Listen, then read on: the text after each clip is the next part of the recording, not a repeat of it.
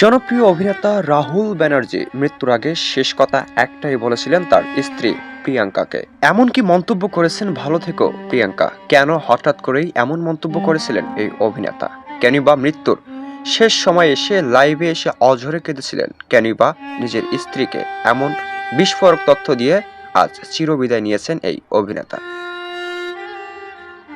Shooting করতে এসে পানিতে ডুবে অকালে ঝরে পড়েন এই অভিনেতা। তবে ইতিমধ্যেই শোকের বার্তা বহন করছেন তার একে একে এক এক সহকর্মী। গোটা কলকাতা যেন আজ শোকাহত রাহুলের জন্য। তবে রাহুল ব্যানার্জি আর কখনোই ফিরছেন না। নিজের স্ত্রী প্রিয়াঙ্কাকে নিয়ে যে তথ্য দিয়েছেন, সেই তথ্য বুঝিয়ে এবার কাটায় কাটায় সঠিক তথ্য হয়ে গেল। অনেকে ভাবতেই পারেননি যে তথ্য দিয়েছেন এই অভিনেতা, সে তথ্যই কাল হয়ে দাঁড়িয়েছিল। শেষ সময় এসে লাইভে এসে হঠাৎ করেই কেঁদেছিলেন, যা কেউই বুঝতে পারেননি কেন এই আবেগঘন বার্তা দিয়েছিলেন এই অভিনেতা রাহুল ব্যানার্জি।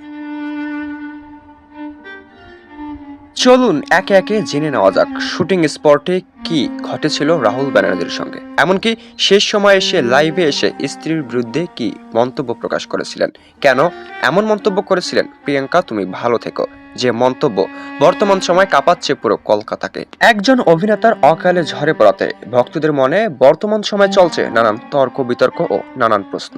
অনেকেই খুঁজছেন কেন এমন মন্তব্য করেছিলেন শেষ সময়ে রাহুল ব্যানার্জি, ঠিক কি লুকিয়ে আছে, কেন আজ এখনো মুখ খুলছেন না তার একমাত্র স্ত্রী প্রিয়াঙ্কা, কেনই বা চুপ রয়েছেন। অনেকে জানতে চান শুটিং স্পটের সেই ঘটনার সঙ্গে সত্যি কি জড়িত রয়েছে তার একমাত্র স্ত্রী, যে এখনো জানা যায়নি। তবে অনেকে আশাবাদী খুব শীঘ্রই জানা যাবে। তো এই বিষয়ে আপনার মতামত কি, অবশ্যই কমেন্টে জানাতে মোটেও ভুলবেন না। আপডেট ও নতুন খবর সবার আগে পেতে চ্যানেলটি সাবস্ক্রাইব করুন ও আমাদের সঙ্গে যুক্ত থাকুন। দেখছেন এবি নিউজ বাংলাদেশ।